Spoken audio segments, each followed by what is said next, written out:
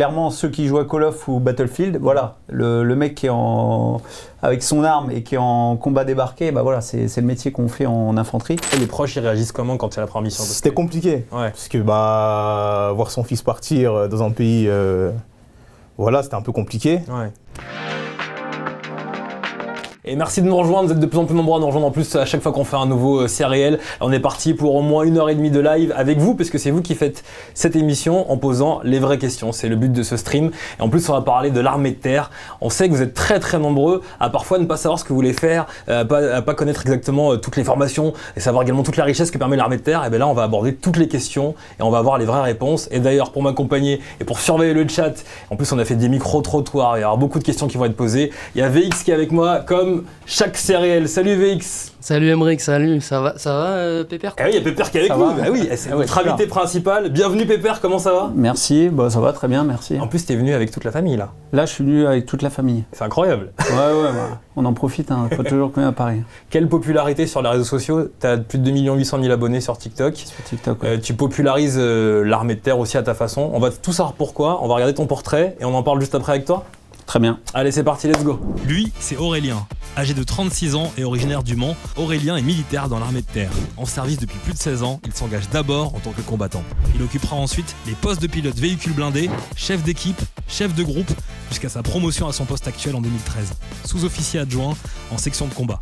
Son rôle, seconder le chef de section qui compte sous son commandement une trentaine de soldats. Et lorsque Aurélien n'est pas sur le terrain, il devient Pépère, le père de la Levilon Family sur TikTok. Un compte sur lequel Aurélien met en scène sa vie de famille, aux côtés de sa femme, Fanny, de Kim, Aaron et Chiara, la petite dernière. De nouvelles vidéos quasi quotidiennes qui réunissent plus de 2 800 000 abonnés. Une sorte de double vie, militaire, TikToker, dont les limites sont parfois assez floues. Oh, vous dormez là? Revue d'armoire. Revue au format A4. Tous les vêtements qui sortent du cadre ou qui sont à l'intérieur du cadre, dehors. Que j'ai été clair. On parle pas au garde à vous.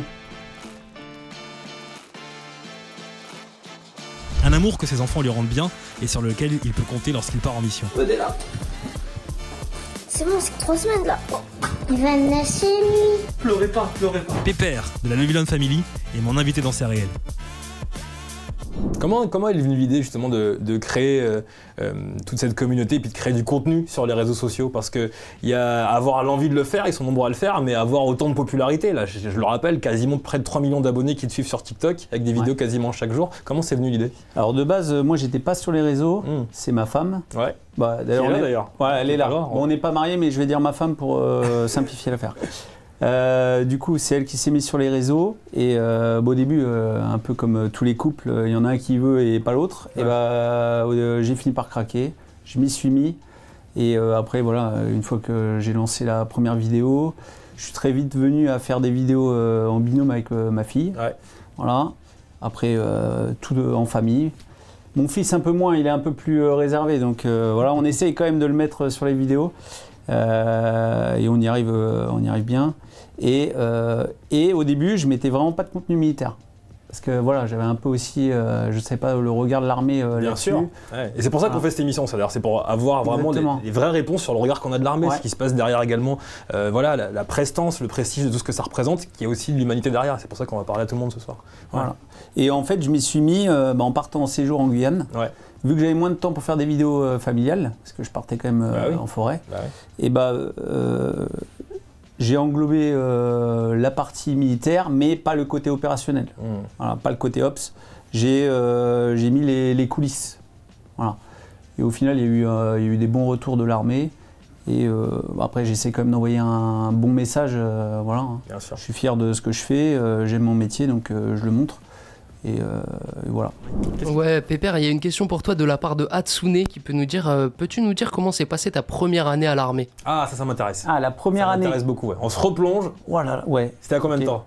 Du coup, je suis rentré le 4 septembre 2007. 2007, ok. 2007. Ouais.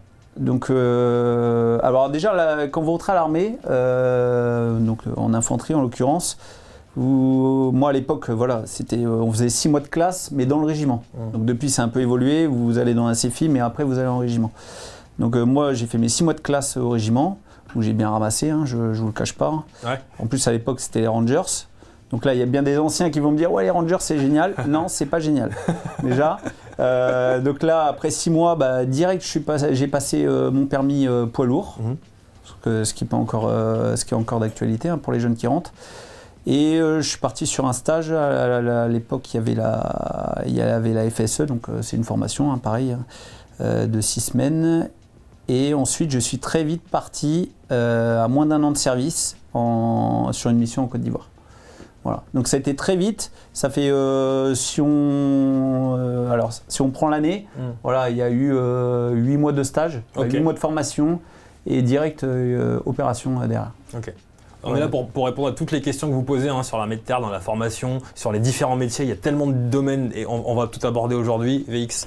Ouais, on parlait des rangers, là il y a Paracolo qui dit montre-nous tes chaussures du jour là, étant donné que t'as pris les rangers. Ok, je suis pas souple. Voilà, elles sont toutes neuves pour l'occasion. Qu'est-ce que tu pourrais dire à un jeune qui est en train de nous regarder aujourd'hui, qui suit l'émission, que tu peux motiver? En plus, j'imagine que tu en motives beaucoup par ton compte TikTok notamment. J'espère. Pour rejoindre l'armée de terre, quel conseil tu pourrais lui donner s'il est hésitant? Il y en a beaucoup, je pense, qui nous regardent et qui peuvent hésiter. Ouais, alors si les mecs hésitent, déjà je lui dis d'arrêter d'hésiter et de venir. Non mais en vrai, on n'est pas obligé de. On le verra, il y aura un autre intervenant, il y aura un adjoint-chef qui va venir. Ouais. Mais on n'est pas obligé de faire une carrière longue. Voilà, si on a un doute, moi ce que je dis toujours aux jeunes quand je parle au live, dans les lives, on peut venir pour 3 ans, 5 ans. Voilà, on fait le temps qu'on a à faire, on sert, ça va faire un peu patriote, mais en vrai, j'aime bien, moi j'aime bien les patriotes. Bien sûr. On sert le drapeau et en fait, on vient le temps qu'on a à donner et si ça nous plaît pas ou si on estime que on a fait notre temps, 3 ans, 5 ans, 10 ans, je sais pas, et après on quitte. Il n'y a pas de problème avec ça. Ouais. Et d'ailleurs, si vous faites votre contrat, en plus, l'armée derrière fera une reconversion, vous aurez le droit à une reconversion, donc c'est pas du temps de perdu, je veux dire. Et on n'imagine pas, et on va le faire dans CRL, la multitude de métiers, de spécialisation qu'il y a à l'intérieur, c'est de la folie. On regarde, première question que vous nous avez posée dans la rue, dans CRL. Alors une petite question, du coup, je voulais connaître le salaire en fait en début de carrière jusqu'en fin de carrière. Voilà, c'était une question intéressante. Merci. Merci à toi, Anthony. Question intéressante. Allez, entrer dans le vif du sujet. Direct. Tout alors, c'est réel, on pose les vraies questions. Est-ce qu'on va avoir une vraie réponse? Oui, là, moi, de toute façon, j'ai des chiffres qui sont concrets, puisque c'est ce qui apparaît sur le site s'engager.fr. Donc, il n'y a pas de mystère. Pour un militaire du rang, donc homme du rang, c'est 1900, à peu près 1900 brut par mois en début de carrière. En début de carrière. Donc, après 1 an en régiment, une fois que la formation est terminée, etc., auquel on rajoute les primes de terrain. Donc ça, c'est variable en fonction de combien de temps on part, ce qu'on fait. Et c'est pas une rémunération directe, mais les 75% de réduction sur les billets de train SNCF. Ah. Et ça, c'est pas négligeable, parce que ça rentre quand même un petit peu dans le... 75%, c'est beaucoup, Pépère, c'est cool ça. C'est bien. Ah ouais. Je suis pas venu en train en plus. Pas faire le dire. Alors ça, c'est pour les militaires du rang. Sous-officier, c'est un petit peu plus, c'est 2300 bruts après une année en régiment. Pour un officier, on arrive aux alentours de 3000 € bruts après une année en régiment aussi. Bon, évidemment, il y a plus de responsabilités, donc une meilleure rémunération. En fin de carrière, c'est compliqué à dire, parce qu'en fait, ça dépend de ce qu'on a fait, ça dépend à quel grade on arrive, ça dépend du statut. Moi, j'aime le combat, par exemple. Donc moi je suis en combat et de combat. Parce que si je dis combat, il y en a ils vont penser que c'est un... Non, faut préciser. Non, attendez. Combat et de combat, je veux dire, voilà, on a clairement ceux qui jouent à Call of ou Battlefield, voilà, le mec qui est avec son arme et qui est en combat débarqué, voilà, c'est le métier qu'on fait en infanterie. Tu joues toi? Oui. Oui. J'aime bien c'est moins fatigant sur les jeux vidéo que dans la vraie vie. C'est clair. Ah oui, vous aurez peut-être, ça va peut-être vous faire un petit choc quand vous allez sur le terrain par -2. Donc il faut aussi leur dire. Mais non, vraiment, c'est un métier de passion. Ok, alors moi, ma question c'est, est-ce que vous trouvez qu'il y a assez de dispositifs qui sont mis en place par rapport au potentiel trauma et aux problèmes psychologiques que ça peut soulever, le fait d'être dans l'armée, de faire des opérations sur le terrain, etc. Voilà. C'est un sujet qu'on n'a pas encore abordé depuis le début de CRL, alors que c'est un sujet d'actualité. On sait qu'un des enjeux de ce siècle, même, c'est la santé mentale. On l'a déjà évoqué dans cette émission. Et c'est vrai en quoi ça peut être compatible avec cet engagement qui est si fort, si important, et qui peut également faire du mal psychologiquement, il faut le dire. Bah déjà, c'est étonnant qu'il soit au courant. Enfin, c'est rare qu'on nous pose ce genre de questions. Il faut être un petit peu infiltré dans le milieu, j'ai envie de dire. Qui sait? Alors, venant d'unités de combattantes également, c'est pris en compte de mieux en mieux. D'accord. On va pas se cacher, il y a encore quelques années, c'était quasiment pas pris en compte. On avait des débriefs, alors pour le coup, moi, ma dernière OPEX, elle remonte à 2019. Donc peut-être que ça a changé depuis, mais on avait des débriefs collectifs. Quand on rentrait d'opération, on avait un SAS de plusieurs jours. Alors quand on dit SAS, c'est pour éviter de rentrer tout de suite après la mission à la maison. C'est-à-dire qu'au moins, on rentre, on se délasse un petit peu. C'est important. Voilà, on fait des séances de sport, on fait un peu de détente et on a des psychologues qui nous débriefent collectivement. Après, si on est volontaire, on peut avoir un débrief individuel. À l'époque, c'était pas encore obligatoire. Voilà, ça, moi, c'est ce que je peux dire. Ok. Et toi, Pépère, qu'est-ce que tu... Oui, donc on parle du syndrome post-traumatique, donc SPT. En clair, oui, avec les missions, j'allais dire les missions modernes, clairement, on le sait, avec le Mali, avec la Centrafrique, etc., on a eu des retours là-dessus. Moi, je trouve que globalement, c'est bien pris en charge. Voilà. Après, c'est nous les premiers capteurs. Si on voit que notre camarade a changé au cours d'une mission, etc., c'est nous aussi les premiers capteurs et prévenir la chaîne hiérarchique pour que ce soit pris en charge. Moi, je sais, j'ai des copains, ils sont tombés là-dedans. Ça peut arriver à n'importe qui et surtout même 10 ans derrière, quoi. Donc, moi, j'ai le sentiment que c'est bien pris en charge. Voilà, mais il faut quand même garder à l'esprit que c'est nous les premiers capteurs de notre camarade qui est peut-être en train de flancher. De toute façon, ça peut arriver à tout le monde et à n'importe quel moment. Ça, il faut en être conscient.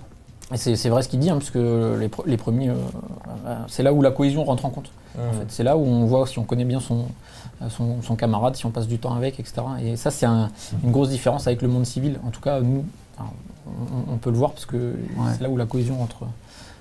On se connaît beaucoup plus, on s'invite les uns les autres, on va souvent, on boit l'apéro, pas toujours, mais ça fait partie du renforcement du lien et c'est ça qui permet aussi de déceler un éventuel changement de comportement. Et les proches, parce qu'on va en parler des proches, on a plein de questions là-dessus, on va en parler. Les proches, ils réagissent comment quand il y a la première mission? C'était compliqué, parce que voir son fils partir dans un pays, c'était un peu compliqué, mais après... quelques appels et après ça passe bien. Après ça passe bien. Ça se voit que tu es heureux dans ce que tu fais. Non, j'aime bien. Et toi, Nicolas? Moi, j'ai fait qu'une seule mission, donc pour l'instant c'était la Guyane. Et franchement, j'en ai tiré des très bons souvenirs. C'était vraiment cool. Et après, forcément, oui, partir dans un autre pays, voyager, ça fait toujours plaisir, toujours un peu d'appréhension aussi. C'est pas trop comment ça va se passer, surtout quand c'est, comme le caporal a dit, la première mission. Mais une fois qu'on est dedans, c'est que du bonheur. On prend la quatrième et dernière question dans la rue, et après on accueillera également une militaire. Ça se passe comment pour les militaires, du coup, pour avoir les relations amoureuses, amicales, quand on est à l'armée, quand on est H24 sur le terrain, tout ça? Je te laisse répondre, non? Non, mais après, moi... Tout le monde se pose cette question, les gars. Vraiment, tout le monde veut savoir. Je suis en couple. Donc, moi, j'ai aucun souci avec ça. Après, je me suis mis en couple avant de m'engager. Et du coup, elle savait... je lui ai clairement dit que je ne serais pas toujours là, ni toujours disponible. Mais après, elle l'a très bien pris et depuis on est toujours ensemble, puis ça se passe très bien. C'est beau. Quand tu lui en as parlé au début, c'était quoi, si c'est pas trop intime, les questions qu'elle te posait ou les doutes qu'elle pouvait avoir au début? Forcément, elle appréhendait un petit peu la chose, du fait que je serais peut-être pas souvent là. Mais non, après elle l'a très bien pris, et mieux que je le pensais d'ailleurs. Et puis là, on est toujours ensemble, on a acheté une maison ensemble, tout se passe bien. C'est quoi le temps où vous avez été le plus longtemps séparés pendant une mission ou autre? Là, c'était la mission en Guyane, là, c'était 4 mois. 4 mois, d'accord. Un petit peu plus de 4 mois. 4 mois et demi, Et j'imagine que les retrouvailles, ça doit être exceptionnel quand même, après 4 mois. Ah oui, mais ça fait bizarre. Elle m'a dit, c'est trop bizarre, vu que ça fait tellement longtemps, enfin plus de 4 mois qu'on s'est pas vu, elle m'a dit c'est vraiment trop bizarre. Ouais. Mais finalement, on était quand même vraiment contents de se retrouver l'un l'autre, au lieu de savoir au téléphone ou en visio. C'est tout de suite différent et on est vraiment contents de se voir. Ouais, Emeric, question de Killer du 5-7 dans le chat qui dit les gars, comment se résume une journée à la caserne pour vous? À quoi ça ressemble au quotidien? Alors le matin sport. Ensuite, ça se ressemble jamais les journées en fait. C'est le matin sport. Après, des fois, on peut avoir du tir, comme on peut avoir de l'instruction. Ça dépend, c'est jamais les mêmes journées. Ok. Non, mais c'est bien, c'est qu'il n'y a pas de routine. Non, il n'y a pas de routine. Et c'est aussi pour ça, à mon avis, qu'on rejoint l'armée de terre, c'est qu'on se dit on veut pas de routine. C'est ça. Moi, personnellement, c'était un des choix un des critères que je voulais, c'était parce que les différents métiers que j'ai fait avant, c'était assez souvent la même chose et on rentre vite, comme vous dites, dans la routine, alors que là, l'armée, tous les jours ne se ressemblent pas. Et après, on fait des choses que d'autres ne pourront peut-être jamais faire. Et voilà. Je propose qu'on écoute une deuxième question. On est allé dans la rue pour évidemment essayer de vaincre un petit peu les préjugés. En tant que femme dans l'armée, on ressent quand même une pression de hiérarchie. Ou est-ce que l'égalité, elle est vraiment implémentée aussi dans les mentalités? Parce que souvent, on peut retrouver, c'est vrai, certaines politiques qui promeuvent l'égalité, mais parfois, c'est pas encore engrainé vraiment dans les esprits. Est-ce qu'on peut avoir ce genre de choses-là dans l'armée? Sergent Emeline, ça m'intéresse particulièrement. On va voir ton expérience là-dessus. C'est pas forcément simple, c'est sûr. C'est un métier d'homme de base. Donc nous, on vient, on chamboule leur habitude et on s'impose, entre guillemets. Mais si on a une force de caractère et une envie de progresser et d'être là et d'être présent, ça se passe très bien. Après, c'est sûr que on va pas avoir les mêmes capacités ou on va accéder à ces capacités-là en ayant en plus, encore une fois, en ayant, il faut être déterminé, il faut être là et montrer qu'on a envie et montrer qu'en fait, une femme à l'armée, ça peut progresser, ça peut être là et ça peut diriger des hommes et faire le taf tout aussi bien qu'un homme l'aurait fait. Qu'est-ce que tu as envie de dire aux jeunes femmes qui sont en train de nous regarder, les jeunes auditrices de Skyrock qui découvrent l'émission ce soir et qui te découvrent toi? Qu'est-ce que tu aimerais leur dire et qui sont en train de se poser plein de questions, qui hésitent peut-être même à aller au CIRFA le plus proche ou aller sur le site s'engager.fr? L'engagement, c'est quelque chose de très fort et on peut voir la cohésion. Même si on est une femme, on voit que les gars sont là. Moi, j'ai vu, là, en étant sur cette mission, j'ai eu une section extraordinaire. Je leur fais un coucou d'ailleurs. Mais franchement, c'était incroyable et j'ai pas ressenti que j'étais inférieure et que j'étais une femme. Et justement, ça crée quelque chose qu'on rencontre jamais dans le civil, cette cohésion. Et engagez-vous, n'attendez rien. Si vous avez envie de vous engager, c'est sûr qu'on peut se poser plein de questions. Mais il y a des gens qui sont là aussi pour répondre à ces questions-là. Moi, je fais plein d'autres choses à côté. Et foncez, si vous avez envie de faire un job, allez faire ce job-là. Si ça vous plaît pas, et tant pis, on peut changer, faire un autre job. La vie, c'est pas figé. Un travail, c'est pas figé et on peut faire plein de choses. Est-ce que pour vous, être militaire, c'est plus compliqué qu'un homme dehors, un citoyen? Voilà, merci. Plus compliqué qu'un civil, c'est ça la question. Je suis civile et militaire. Et militaire, donc t'as la double casquette. C'est complètement différent, rien à voir. Vraiment, c'est deux mondes différents, mais quand on est dedans et qu'on a compris comment ça fonctionne, on peut que soit s'y plaire, soit pas s'y plaire. Mais oui, c'est difficile à certains moments. Il n'y a pas le confort du civil. Des fois, il n'y a pas de lit, il n'y a pas de toilette, il n'y a pas tout ça. C'est vraiment le strict minimum de vie et pour autant... ça crée des choses que je pense beaucoup sur cette planète ne vivraient pas non plus. Inoubliable. C'est ça, inoubliable. Ça crée des liens. Je l'ai très bien vu là avec les gars avec qui j'ai bossé. Ils ont eu des expériences entre eux grâce à cette difficulté-là qui est juste magnifique. Moi, je vois ça, je me dis, mais c'est fou le lien qu'ils ont créé, c'est fou. Ça le rend supérieur, non, naturellement, parce que c'est plus intense. C'est génial. Et quand on arrive dans ce genre de milieu et qu'on voit ça, on se dit, mais en fait, ça me donne des frissons. C'est juste magnifique dans la difficulté de voir ça. Donc non, franchement, il y a plus de difficultés que dans le civil, mais c'est tout bénef. Est-ce qu'on peut s'engager si on a un casier judiciaire? Oui, mais ça dépend quoi.